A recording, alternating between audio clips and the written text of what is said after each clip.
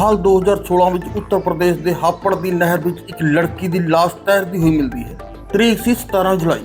UP police ने इस पूरे मामले ਨੂੰ ऑनर किलिंग ਦਾ ਮਾਮਲਾ ਸਮਝਿਆ, लेकिन जब इस केस ਦੀ ਜਾਂਚ ਅੱਗੇ ਵਧੀ ਤਾਂ 2 ਸਾਲ ਦੇ ਬਾਅਦ ਇੱਕ ਅਜਿਹਾ ਸੱਚ ਸਾਹਮਣੇ ਆਇਆ ਜਿਸ ਨੂੰ ਸੁਣ ਕੇ ਤੁਹਾਡੇ ਹੋਸ਼ ਉੱਡ ਜਾਣਗੇ।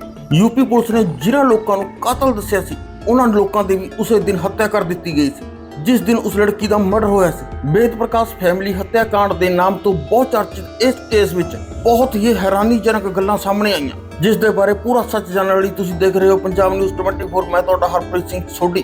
इस तरह दी रोचक और सच्ची घटनावां देखण लई पंजाब न्यूज़ 24 ਨੂੰ फॉलो जरूर कर लो। दोस्तों, इस कहानी विच मुख्य किरदार 6 लोग हैं। पहला वेद प्रकाश करोड़ीमल ते दूजी उन्हां दी पत्नी साधना, एक उन्हां दी बेटी नैना, बेटा शुभम, रितेश कटारिया ते अभिषेक पाल। 17 जुलाई 2016 ਨੂੰ यूपी ਦੀ ਹਾਪੜ ਨਹਿਰ ਉੱਤੇ ਕੁਝ ਲੋਕਾਂ ਨੂੰ ਇੱਕ ਲੜਕੀ ਦੀ ਲਾਸ਼ ਤੈਰਦੀ ਹੋਈ ਦਿਖਾਈ ਦਿੰਦੀ ਹੈ। ਲਾਸ਼ ਨੂੰ ਦੇਖਦੇ ਸਾਰ ਹੀ ਲੋਕ ਪੁਲਿਸ ਨੂੰ ਫੋਨ ਕਰ ਦਿੰਦੇ ਹਨ। ਹੁਣ ਨਾਲ ਦੀ ਨਾਲ ਪੁਲਿਸ ਵੀ ਉੱਥੇ ਪਹੁੰਚ ਜਾਂਦੀ ਹੈ। ਫਿਰ ਪੁਲਿਸ ਨੇ ਉਸ ਲੜਕੀ ਦੀ ਲਾਸ਼ ਨੂੰ ਬਾਹਰ ਕੱਢਿਆ।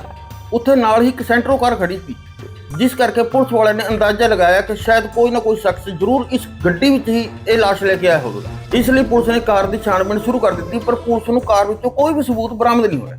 यूपी पुलिस ने जो कार के नंबर की जांच की तो पता चलिया कि यह कार दिल्ली के वजीराबाद इलाके में रहने वाले वेद प्रकाश करोड़ीवाल की है। तो उस तो बाद जो पुलिस उत्थे पहुंचती है तो पता चलता है भी घर में तो कोई मौजूद ही नहीं है। घर के तो बाहर जिंदा लग्या हुआ है। उधर उधर पूछने तो पता लगता है कि घर के ना तो माँ है, ना बाप है, तो ना ही लड़की का भरा है, कोई भी नहीं है। सारे छड्ड के उत्थों जा चुके सन। लोगों तो पूछगिछ करने तो बाद लड़की की पहचान नैना करोड़ीवाल नाम तो हुई, जो कि हाले सिर्फ 21 साल की सी ते दिल्ली यूनिवर्सिटी विच पढ़ती सी। हुण यूपी पुलिस ने इस केस नूं एक अलग नज़रिए तो देखा। वो सोच रहे सन कि शायद इस लड़की का किसी लड़के नाल चक्कर होवेगा जो कि घरदिਆਂ ਨੂੰ नहीं पसंद होवेगा। घरदिਆਂ ने इस लड़की का मर्डर करिया ते मर्डर करने तो बाद वो घर तो फरार हो गई।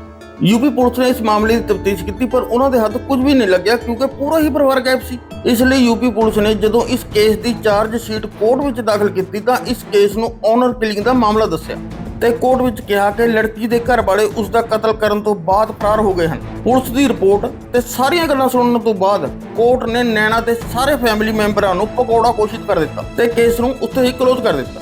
ਦੋਸਤੋ, ਜਦੋਂ यूपी ਪੁਲਿਸ ਨੇ ਇਸ ਕੇਸ ਨੂੰ ऑनर किलिंग ਦਾ ਮਾਮਲਾ ਦੱਸਦੇ ਹੋਏ ਬੰਦ ਕਰ ਦਿੱਤਾ ਤਾਂ ਕਾਤਲਾਂ ਦੀ ਖੁਸ਼ੀ ਦਾ ਟਿਕਾਣਾ ਨਾ ਰਿਹਾ, ਕਿਉਂਕਿ 4-4 ਲੋਕਾਂ ਨੂੰ ਮੌਤ ਦੇ ਘਾਟ ਉਤਾਰਨ ਤੋਂ ਬਾਅਦ ਵੀ ਉਹ ਐਸ਼ ਦੀ ਜ਼ਿੰਦਗੀ ਜੀ ਰਹੇ ਸਨ। ਪਰ ਚਾਹੇ ਅਪਰਾਧੀ ਕਿੰਨਾ ਵੀ ਸ਼ਾਤਰ ਕਿਉਂ ਨਾ ਹੋਵੇ, ਉਹ ਕਾਨੂੰਨ ਦੇ ਸਕੰਜੇ ਵਿੱਚ ਆ ਹੀ ਜਾਂਦਾ ਹੈ। इसे तरह इस केस में भी होया। फिर 2 साल बाद दिल्ली की क्राइम ब्रांच ने नैना की हत्या को लैके एक अजिहा सनसनीखेज ते दिल दहला देने वाला खुलासा किया जिसने पूरे सिस्टम को हिला के रख दिता। दिल्ली की क्राइम ब्रांच ने यह दावा किया कि नैना का परिवार किते भज्या नहीं, बल्कि उन्हें 4 जियां का बड़ी बेरहमी नाल किसी ने कतल कर दिता है। दरअसल दिल्ली क्राइम पुलिस को एक दिन इस केस नाल जुड़िया होया एक अजिहा राज पता चलिया जिसने पूरे मामले को उल्टा के ही रख दिता। तफ्तीश के दौरान पुलिस को जो गल्लां पता लगियां वो बहुत ही हैरानीजनक सन। दोस्तों, जिवें असीं पहलां भी तुहानूं दस्सिया सी कि इस कहानी विच 6 अहम किरदार सामने आते हैं। रितेश ते अभिषेक नूं छड्ड के 2 नाम होर सामने आते हैं। एक हुंदा है मनोज बावला ते दूजा सोनू। मनोज ही वो कड़ी बनिया जिस कारण इस केस नूं रीओपन किया गया। होया कुछ इस तरह सी कि मनोज बावला ने दारू पी के अपने दोस्तों में फड़ मार दी थी कि असीं तां 4-4 खून करके भी आज़ाद फिर रहे हाँ। ਇਹ ਗੱਲ ਕਿਸੇ ਨਾ ਕਿਸੇ ਤਰੀਕੇ ਨਾਲ ਦਿੱਲੀ ਕ੍ਰਾਈਮ ਪੁਲਿਸ ਦੇ ਕੰਨਾਂ ਤੱਕ ਪਹੁੰਚ ਜਾਂਦੀ ਹੈ। ਇਹ ਗੱਲ ਸੁਣ ਕੇ ਦਿੱਲੀ ਕ੍ਰਾਈਮ ਪੁਲਿਸ ਨੇ ਤਹਿਕੀਕਾਤ ਕਰਨੀ ਸ਼ੁਰੂ ਕਰ ਦਿੱਤੀ। ਹੁਣ ਇਦਾਂ ਲੱਗਣ ਲੱਗਿਆ ਸੀ ਕਿ वेद प्रकाश ਫੈਮਿਲੀ ਦੇ ਕਾਤਲਾਂ ਨੂੰ ਹੁਣ ਕ੍ਰਾਈਮ ਬ੍ਰਾਂਚ ਪਕੜ ਲਵੇਗੀ। ਪਰ ਦੋਸਤੋ, ਇਸ ਕਹਾਣੀ ਵਿੱਚ ਇੱਕ ਹੋਰ ਜ਼ਬਰਦਸਤ ਟਵਿਸਟ ਆ ਜਾਂਦਾ ਹੈ। ਜਦੋਂ ਪੁਲਿਸ ਤਹਿਕੀਕਾਤ ਕਰਦੀ ਹੋਈ ਬਾਬਲਾ ਤੱਕ ਪਹੁੰਚਦੀ ਹੈ ਤੇ ਜਦੋਂ ਬਾਬਲਾ ਦੇ ਘਰ ਜਾਂਦੀ ਹੈ ਤਾਂ ਉਹਨਾਂ ਨੂੰ ਪਤਾ ਲੱਗਦਾ ਹੈ ਕਿ ਬਾਬਲਾ ਦਾ ਤਾਂ ਅੱਜ ਸਵੇਰੇ ਹੀ ਐਕਸੀਡੈਂਟ ਹੋ ਗਿਆ ਹੈ ਤੇ ਉਸ ਦੀ ਮੌਤ ਹੋ ਚੁੱਕੀ ਹੈ। ਜਿਸ ਬੰਦੇ ਨੇ ਰਾਜ ਖੋਲ੍ਹਿਆ ਸੀ ਉਹੀ ਮਰ ਚੁੱਕਿਆ ਸੀ।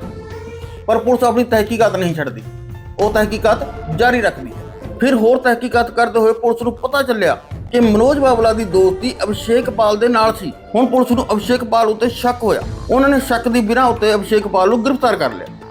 हुण सवाल यह सी कि इस परिवार नाल किसी की की दुश्मनी सी कि पूरा परिवार ही खत्म करके रख दिता। हथियारे का मकसद की सी? नैना की बॉडी हापड़ नहर विचों मिली सी ते बाकी परिवार के मैंबरां दी लाशां कित्थे सन? ਇਹ ਕੁਝ ਇਹੋ ਜਿਹੇ ਸਵਾਲ ਹਨ ਜੋ ਤੁਹਾਡੇ ਦਿਮਾਗ ਵਿੱਚ ਵੀ ਆ ਰਹੇ ਹੋਣਗੇ। ਤਾਂ ਇਹਨਾਂ ਸਵਾਲਾਂ ਦਾ ਜਵਾਬ ਲੱਭਣ ਲਈ ਅਭਿਸ਼ੇਕ ਪਾਲ ਤੋਂ ਪੁੱਛਗਿੱਛ ਸ਼ੁਰੂ ਕੀਤੀ ਜਾਂਦੀ ਹੈ। ਪਹਿਲਾਂ ਤਾਂ ਉਹ ਨਾ ਨੁਕਰ ਕਰਦਾ ਰਹਿੰਦਾ ਹੈ, ਜਦੋਂ ਪੁਲਿਸ ਸਖਤੀ ਵਰਤਦੀ ਹੈ ਤਾਂ ਉਹ ਟੁੱਟ ਜਾਂਦਾ ਹੈ। ਤੇ ਉਸ ਤੋਂ ਬਾਅਦ ਅਭਿਸ਼ੇਕਪਾਲ ਨੇ ਜੋ ਪੁਲਿਸ ਦੇ ਸਾਹਮਣੇ ਖੁਲਾਸੇ ਕੀਤੇ ਉਸ ਨੂੰ ਸੁਣ ਕੇ ਹਰ ਕਿਸੇ ਦੇ ਪੈਰਾਂ ਨੀਚੋਂ ਜ਼ਮੀਨ ਖਿਸਕ ਜਾਂਦੀ ਹੈ। ਉਹ ਦੱਸਦਾ ਹੈ ਕਿ ਵਜ਼ੀਰਾਬਾਦ ਵਿੱਚ ਰਹਿਣ ਵਾਲਾ ਵੇਦ ਪ੍ਰਕਾਸ਼ ਕਰੋੜੀਵਾਲ ਇੱਕ ਫਾਈਨੈਂਸ਼ੀਅਰ ਸੀ, ਮਤਲਬ ਲੋਕਾਂ ਨੂੰ ਵਿਆਜ ਪਰ ਪੈਸੇ ਦਿਆ ਕਰ ਦਿੰਦਾ। ਉਸ ਤੋਂ ਇਲਾਵਾ ਦਿੱਲੀ ਦੇ ਮਜਨੂ ਕਾ ਟਿੱਲਾ ਨਾਮ ਦੀ ਜਗ੍ਹਾ ਉੱਤੇ ਉਸ ਦੀ ਇੱਕ ਕੱਪੜੇ ਦੀ ਦੁਕਾਨ ਵੀ ਸੀ। ਉਹਨਾਂ ਕੋਲ ਪੈਸੇ ਦੀ ਕੋਈ ਕਮੀ ਨਹੀਂ ਸੀ। ਉਹਨਾਂ ਦੇ ਪਰਿਵਾਰ ਵਿੱਚ ਉਹਨਾਂ ਦੀ ਘਰਵਾਲੀ ਸਾਧਨਾ ਤੋਂ ਇਲਾਵਾ ਇੱਕ ਬੇਟਾ ਸ਼ਿਵਮ ਤੇ ਬੇਟੀ ਨੈਣਾ ਵੀ ਸਨ। ਪੂਰੀ ਫੈਮਿਲੀ ਹੱਸੀ ਖੁਸ਼ੀ ਆਪਣੀ ਜ਼ਿੰਦਗੀ ਜੀ ਰਹੇ ਸਨ। ਲੇਕਿਨ ਤਦ ਹੀ ਕੁਝ ਅਜਿਹਾ ਹੋਇਆ ਜਿਸ ਦੀ ਵਜ੍ਹਾ ਤੋਂ ਪੂਰਾ ਪਰਿਵਾਰ ਦਾ ਖਾਤਮਾ ਕਰ ਦਿੱਤਾ ਗਿਆ। ਵੇਦ ਪ੍ਰਕਾਸ਼ ਦੇ ਕੱਪੜੇ ਦੀ ਦੁਕਾਨ ਉੱਤੇ ਰਿਤੇਸ਼ ਕਟਾਰੀਆ ਨਾਮ ਦਾ ਇੱਕ ਲੜਕਾ ਕੰਮ ਕਰਿਆ ਕਰਦਾ ਸੀ। ਉਸ ਨੂੰ ਮਹਿਸੂਸ ਹੋ ਰਿਹਾ ਸੀ ਕਿ ਜਿੰਨੀ ਕੋ ਨੌਕਰੀ ਕਰਦਾ ਹੈ, ਜਿੰਨੀ ਉਸ ਨੂੰ ਤਨਖਾਹ ਮਿਲਦੀ ਹੈ, ਉਹਦੇ ਨਾਲ ਉਹ ਆਪਣਾ ਘਰ ਦਾ ਗੁਜ਼ਾਰਾ ਸਹੀ ਤਰੀਕੇ ਨਾਲ ਚਲਾ ਨਹੀਂ ਪਾ ਰਿਹਾ, ਘਰ ਦੀ ਜ਼ਰੂਰਤਾਂ ਪੂਰੀਆਂ ਨਹੀਂ ਕਰ ਪਾ ਰਿਹਾ। ਇਸ ਕਰਕੇ ਉਹ ਕੋਈ ਬਿਜ਼ਨਸ ਕਰਨ ਦੀ ਸੋਚਦਾ ਹੈ। ਹੁਣ ਬਿਨਾਂ ਪੈਸੇ ਤੋਂ ਬਿਜ਼ਨਸ ਹੋਣਾ ਨਹੀਂ ਸੀਗਾ। ਇਸ ਕਰਕੇ ਉਹ ਵੇਦ ਪ੍ਰਕਾਸ਼ ਕੋਲ ਜਾਂਦਾ ਹੈ ਕਿ ਮੈਨੂੰ ਕੁਝ ਪੈਸਿਆਂ ਦੀ ਜ਼ਰੂਰਤ ਹੈ, ਮੈਂ ਆਪਣਾ ਬਿਜ਼ਨਸ ਕਰਨਾ ਚਾਹੁੰਦਾ ਹਾਂ। ਤਾਂ ਉਹ ਵੇਦ ਪ੍ਰਕਾਸ਼ ਵੀ ਉਸ ਨੂੰ ਮਨਾ ਨਹੀਂ ਕਰਦਾ। ਉਹ ਪੁੱਛਦਾ ਵੀ ਕਿੰਨੇ ਪੈਸੇ ਚਾਹੀਦੇ ਆ। ਤਾਂ ਜੀ ਉਹ 9 ਲੱਖ ਰੁਪਇਆ ਉਸ ਤੋਂ ਲੋਨ ਤੇ ਲੈ ਲੈਂਦਾ ਹੈ, ਜਿਸ ਦਾ ਗਰੰਟਰ ਬਣਦਾ ਹੈ ਅਭਿਸ਼ੇਕਪਾਲ। ਹੁਣ ਰਿਤੇਸ਼ ਕੱਪੜੇ ਦੀ ਹੀ ਦੁਕਾਨ ਕਰ ਲੈਂਦਾ ਹੈ। ਪਹਿਲਾਂ ਤਾਂ ਉਸ ਦੀ ਦੁਕਾਨ ਵਧੀਆ ਚੱਲਦੀ ਹੈ, ਪਰ ਹੁਣ ਹੌਲੀ ਹੌਲੀ ਉਸ ਦੀ ਦੁਕਾਨ ਫੇਲ ਹੋਣੀ ਸ਼ੁਰੂ ਹੋਣ ਲੱਗਦੀ ਹੈ। ਹੁਣ ਉਸ ਵਾਸਤੇ ਦੁਕਾਨ ਦਾ ਕਿਰਾਇਆ ਹਰ ਵਿਆਜ ਦੀ ਕਿਸ਼ਤ ਕੱਢਣਾ ਵੀ ਬੜਾ ਮੁਸ਼ਕਲ ਹੋ ਗਿਆ ਸੀ। ਜਦ ਰਿਤੇਸ਼ ਕਟਾਰੀਆ ਨੇ ਦੁਕਾਨ ਦਾ ਰੈਂਟ ਤੇ ਵਿਆਜ ਦੀ ਕਿਸ਼ਤ ਦੇਣੀ ਬੰਦ ਕਰ ਦਿੱਤੀ ਤਾਂ ਪਹਿਲਾਂ ਤਾਂ ਵੇਦ ਪ੍ਰਕਾਸ਼ ਨੇ ਉਸ ਨੂੰ ਬੜੇ ਪਿਆਰ ਨਾਲ ਸਮਝਾਇਆ ਕਿ ਉਹ ਰੈਂਟ ਤੇ ਕਿਸ਼ਤ ਟਾਈਮ ਸਿਰ ਦੇ ਦਿਆ ਕਰੇ, ਪਰ ਰਿਤੇਸ਼ ਕਟਾਰੀਆ ਦੇ ਸਿਰ ਉਤੇ ਜੂੰ ਨਹੀਂ ਸਰਕਦੀ। ਪਰ ਉਹ ਦਿੰਦਾ ਵੀ ਕਿਸ ਤਰ੍ਹਾਂ, ਉਸ ਕੋਲ ਪੈਸੇ ਹੀ ਨਹੀਂ ਸੀ। ਫਿਰ ਵੇਦ ਪ੍ਰਕਾਸ਼ ਨੇ ਰਿਤੇਸ਼ ਤੋਂ ਆਪਣੇ ਪੈਸੇ ਵਾਪਸ ਲੈਣ ਲਈ ਪ੍ਰੈਸ਼ਰ ਬਣਾਉਣਾ ਉਸ ਪਰ ਸ਼ੁਰੂ ਕਰ ਦਿੱਤਾ ਤੇ ਨਾਲ ਹੀ ਉਸ ਦੇ ਗਰੰਟਰ ਅਭਿਸ਼ੇਕ ਨੂੰ ਵੀ ਪੈਸਿਆਂ ਬਾਰੇ ਕਿਹਾ ਕਰਦਾ ਸੀ। ਹੁਣ ਰੋਜ਼-ਰੋਜ਼ ਦੀ ਕਿੜਕਿੜ ਤੇ ਬਹਿਸਬਾਜ਼ੀ ਤੇ ਰਿਤੇਸ਼ ਕਟਾਰੀਆ ਬਹੁਤ ਪਰੇਸ਼ਾਨ ਹੋ ਗਿਆ ਸੀ। ਉਹ ਜਲਦ ਤੋਂ ਜਲਦ ਇਸ ਸਿਆਪੇ ਤੋਂ ਛੁਟਕਾਰਾ ਪਾਉਣਾ ਚਾਹੁੰਦਾ ਸੀ। ਫਿਰ ਰਿਤੇਸ਼ ਕਟਾਰੀਆ ਤੇ ਅਭਿਸ਼ੇਕ ਮਿਲ ਕੇ ਇੱਕ ਪਲਾਨ ਬਣਾਉਂਦੇ ਹਨ, ਜਿਸ ਵਿੱਚ ਵੇਦ ਪ੍ਰਕਾਸ਼ ਨੂੰ ਜਾਨ ਤੋਂ ਮਾਰਨ ਦਾ ષਡਯੰਤਰ ਰਚਦੇ ਹਨ। ਇਸ ષਡਯੰਤਰ ਵਿੱਚ ਉਹਨਾਂ ਦੇ 2 ਦੋਸਤ ਹੋਰ ਸਾਥ ਦਿੰਦੇ ਹਨ। ਇੱਕ ਹੁੰਦਾ ਹੈ ਸੋਨੂ ਤੇ ਦੂਜਾ ਹੁੰਦਾ ਹੈ ਮਨੋਜ ਬਾਬਲਾ।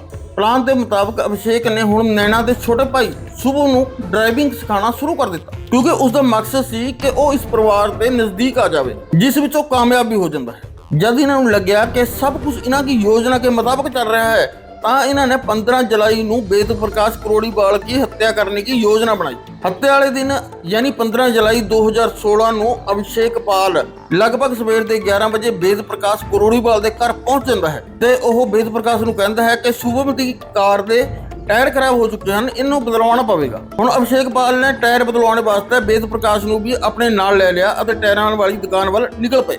ਰਸਤੇ ਵਿੱਚ ਉਹਨਾਂ ਨੂੰ ਮਿਲਦਾ ਹੈ ਰਿਤੇਸ਼ ਕਟਾਰੀਆ। ਹੁਣ ਰਿਤੇਸ਼ ਕਟਾਰੀਆ ਵੀ ਉਸੇ ਗੱਡੀ ਵਿੱਚ ਸਵਾਰ ਹੋ ਜਾਂਦਾ ਹੈ। ਹੁਣ ਸਿਚੁਏਸ਼ਨ ਹੁੰਦੀ ਹੈ ਕਿ ਜੋ ਅਭਿਸ਼ੇਕ ਹੁੰਦਾ ਹੈ ਉਹ ਗੱਡੀ ਚਲਾ ਰਿਹਾ ਸੀ ਤੇ ਵੇਦ ਪ੍ਰਕਾਸ਼ ਨਾਲ ਵਾਲੀ ਸੀਟ ਤੇ ਬੈਠਾ ਸੀ ਕਿ ਜੋ ਰਿਤੇਸ਼ ਕਟਾਰੀਆ ਸੀ ਉਹ ਪਿਛਲੀ ਸੀਟ ਤੇ ਬੈਠ ਜਾਂਦਾ ਹੈ ਤੇ ਕੁਝ ਦੂਰ ਜਾਂਦੇ ਹਨ ਤਾਂ ਉਹ ਕਲੱਚ ਦੀ ਤਾਰ ਕੱਢਦਾ ਹੈ ਤੇ ਵੇਦ ਪ੍ਰਕਾਸ਼ ਦੇ ਗਲੇ ਵਿੱਚ ਪਾ ਲੈਂਦਾ ਹੈ।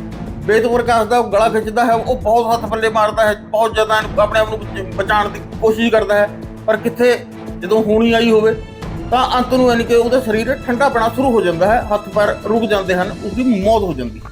ਹੁਣ ਅਭਿਸ਼ੇਕ ਤੇ ਰਿਤੇਸ਼ ਦੋਏ ਉਸकी ਡੈਡ ਬੋਡੀ ਨੂੰ ਚੱਕ ਕੇ ਕਾਰ ਦੀ ਡਿੱਗੀ में ਰੱਖਦੇ हैं। ਦੋਨੋਂ ਜਣੇ ਬਹੁਤ ਖੁਸ਼ ਹੋਆ ਕਿ ਅਸੀਂ ਇੰਨੀ ਹੁਸ਼ਿਆਰੀ ਨਾਲ ਇਸ ਨੂੰ ਰਸਤੇ ਤੋਂ ਹਟਾ ਦਿੱਤਾ, ਪਰ ਉਹਨਾਂ ਦੇ ਅੰਦਰ ਇੱਕ ਡਰ ਵੀ ਸੀ ਕਿ ਜਦੋਂ ਵੇਦ ਪ੍ਰਕਾਸ਼ ਘਰ ਨਹੀਂ ਪਹੁੰਚੇਗਾ ਤਾਂ ਉਹਨਾਂ ਦੀ ਪਤਨੀ ਤੇ ਬੱਚੇ ਪੁਲਿਸ ਵਾਲਿਆਂ ਨੂੰ ਦੱਸ ਦੇਣਗੇ ਕਿ ਵੇਦ ਪ੍ਰਕਾਸ਼ ਤਾਂ ਅਭਿਸ਼ੇਕ ਨਾਲ ਗਿਆ ਸੀ। ਹੁਣ ਇਸ ਡਰ ਦੇ ਮਾਰੇ ਉਹ ਫੈਸਲਾ ਕਰਦੇ ਹਨ ਕਿ ਪੂਰੀ ਫੈਮਿਲੀ ਨੂੰ ਆਪਾਂ ਰਸਤੇ ਤੋਂ ਹਟਾ ਦਿੰਦੇ। ਫਿਰ ਉਹ ਸ਼ੁਭਮ ਨੂੰ ਫੋਨ ਕਰਾਂ ਵੀ ਤੇਰੀ ਗੱਡੀ ਦੇ ਟਾਇਰ ਪੈ ਗਏ, ਇੱਕ ਵਾਰ ਤੂੰ ਆ ਕੇ ਚੈੱਕ ਕਰ ਲੈ ਬਈ ਟਾਇਰ ਠੀਕ ਹੈ ਜਾਂ ਨਹੀਂ। ਉਹ ਵੀ ਆਂਦਾ ਹੈ, ਓਲਾ ਕਰਕੇ ਆਂਦਾ ਗਾ ਉਹ, ਤੇ ਰਸਤੇ ਵਿੱਚ ਇਹ ਖੜੇ ਹੁੰਦੇ ਆ ਅਭਿਸ਼ੇਕ ਹਰ ਰਿਤੇਸ਼ ਕਟਾਰੀਆ। ਉਹ ਸ਼ੁਭਮ ਨੂੰ ਵਿੱਚ ਬਿਠਾ ਲਿਆ ਵੀ ਤੇਰੇ ਪਿਤਾ ਜੀ ਦੁਕਾਨ ਪਰ ਹੈਗੇ, ਉਹਨਾਂ ਨੇ ਕਿਹਾ ਸੀਗਾ ਵੀ ਤੈਨੂੰ ਲੈ ਕੇ ਆ, ਇਸ ਲਈ ਅਸੀਂ ਤੈਨੂੰ ਲੈਣ ਆ ਰਹੇ ਸੀਗੇ ਵੀ ਚੱਲ ਤੂੰ ਬੈਠ ਗੱਡੀ में। ਉਹ ਗੱਡੀ में ਬਿਠਾ ਲਿਆ ਉਸ ਨੂੰ ਤੇ ਉਹ ਵੀ ਅਗਲੀ ਸੀਟ पर उस तरह बैठ गया जिस तरह उसके पिता की मतलब इन्होंने हत्या की थी, उसी तरीके अगर इसकी भी हत्या करांगे। इसके भी पीछे से जो रितेश कटारिया हो कला 40 तार ਗਲ ਵਿੱਚ ਫਸਾ ਲੈਂਦਾ ਤੇ ਵਿੱਚ ਨੂੰ ਖਿੱਚ ਕੇ ਇਸ ਨੂੰ ਵੀ ਹਮੇਸ਼ਾ ਲਈ ਮੌਤ ਦੀ ਨੀਂਦ ਸੜਾ ਦਿੰਦਾ ਤੇ ਇਹਦੀ ਡੈੱਡ ਬੋਡੀ ਨੂੰ ਚੱਕ ਕੇ ਜਿੱਥੇ ਇਸ ਦੇ ਪਿਤਾ ਦੀ ਡੈੱਡ ਬੋਡੀ ਪਈ ਹੁੰਦੀ ਹੈ ਡਿੱਗੀ ਵਿੱਚ, ਉੱਥੇ ਹੀ ਇਹਦੀ ਵੀ ਡੈੱਡ ਬੋਡੀ ਰੱਖ ਦਿੱਤੀ ਜਾਂਦੀ। ਹੁਣ ਸੀ बारी वेद प्रकाश की पत्नी साधना की और उसकी कुड़ी नैना की। फिर अभिषेक वेद प्रकाश के घरे जाके बहुत घबराया हुआ जाके वेद प्रकाश की पत्नी ने कहा कि वेद प्रकाश का एक्सीडेंट हो गया, वो हॉस्पिटल च है, शुभम भी उत्थे ही है, तुसीं जल्दी से जल्दी जिन्ने पैसे हैं तुहाडे कोल हो सकते हैं वो लैके मेरे नाल चलो। चलो वो बेचारी डरदी हुई घबराई हुई जान लगती है। इन्ने विच नैना जा कुड़ी उसकी वेद प्रकाश की, नैना भी हुण नाले बैठ जा गड्डी में भी मैं भी चलदी हूँ पापा कोले हॉस्पिटल।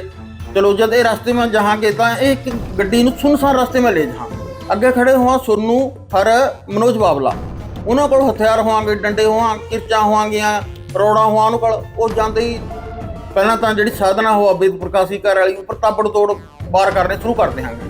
ਉਸਕੇ 25 ਥਾਵਾਂ ਤੇ ਚਾਕੂਆਂ ਗਲ ਬਾਹਰ ਕਰੇ ਜਾਵਾਂਗੇ, ਉਸਨੂੰ ਇੰਨੀ ਬੁਰੇ ਤਰੀਕੇ ਗਲ ਇਹ ਮਾਰਦੇ। ਉਸ ਤੋਂ ਬਾਅਦ ਵਾਰੀ ਆਵੇਗੀ ਜਿਹੜੀ ਲੜਕੀ ਹੈਗੀ ਆਪਣੀ ਨੈਣਾ ਦੀ। ਨੈਣਾ ਨਾਲ ਪਹਿਲਾਂ ਤਾਂ ਚਾਰੋਂ ਜਣੇ ਰੇਪ ਕਰਾਂਗੇ, ਫਿਰ ਰੇਪ ਕਰਨੇ ਤੋਂ ਬਾਅਦ ਉਸਨੂੰ ਵੀ ਉੱਥੇ ਮਾਰਦੇ ਹਾਂ। ਇੱਕ ਹੱਸਦਾ ਖੇਲਦਾ ਪਰਿਵਾਰ ਕੁਝ ਹੀ ਘੰਟਿਆਂ ਮਾ ਇਨ ਦਰਿੰਦਿਆਂ ਨੇ ਮੌਤ ਦੀ ਨੀਂਦ ਸੁਲਾ ਦਿਆ ਸੀ। ਇਹਨਾਂ ਨੂੰ ਆਪਣੇ ਕਰੇ ਹੋਏ ਕੰਮਾਂ ਪਰ ਕੋਈ ਵੀ ਸ਼ਰਮ ਨਹੀਂ ਆ ਰਹੀ थी, ਨਾ ਹੀ ਕੋਈ दुख था ਇਹਨਾਂ ਨੂੰ। इस तरह के लोग इंसान कहने के काबिल ही नहीं होंगे।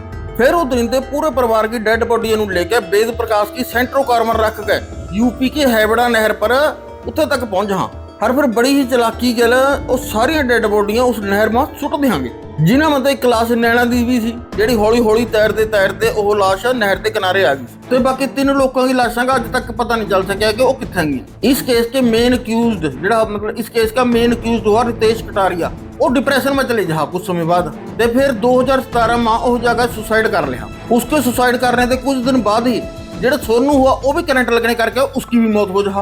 देखो कर्म किस तरह सजा दे। हाँ जे तुम्हें कानून तो बच जूंगे तो परमात्मा तो देख रहा ना। हुण बाकी बच जा अभिषेक, वो पुलिस के हाथ चढ़ जाएगा। फिर दिल्ली क्राइम पुलिस ने हत्या के मास्टरमाइंड अभिषेक पाल को गिरफ्तार करके अपनी अगे की इन्वेस्टिगेशन शुरू कर देंगे, जिस करके ये सारा केस खुलकर सामने आवेगा। हुण दिल्ली की क्राइम पुलिस सारे सबूत हर गवाहां इकट्ठे करके जो अभिषेक हुआ उसको कोर्ट में पेश करा। ਹੁਣ कोर्ट में दिन पर दिन तरीकां चलदियां, जमानतां लगदियां गईयां, पर उसकी जमानत नहीं होंदी। हाले तक वो कोर्ट में ही है, पर प्रॉपर हाल तक इस केस का फैसला आना हाले बाकी हैगा। हाले तक वीडियो बनाते समय तक इस केस का कोई भी फैसला नहीं आया। सो दोस्तों ऐसी अज की वीडियो तुहानूं किस तरह लगी कमेंट करके जरूर दसना, ते ये भी कमेंट करके दसना कि अजिहे बंदे नूं जिसने 4 व्यक्तियों का खून किया होवे, पूरे परिवार नूं मौत की नींद सुला दिया होवे, अजिहे व्यक्ति नूं किस तरह की सज़ा मिलनी चाहिए।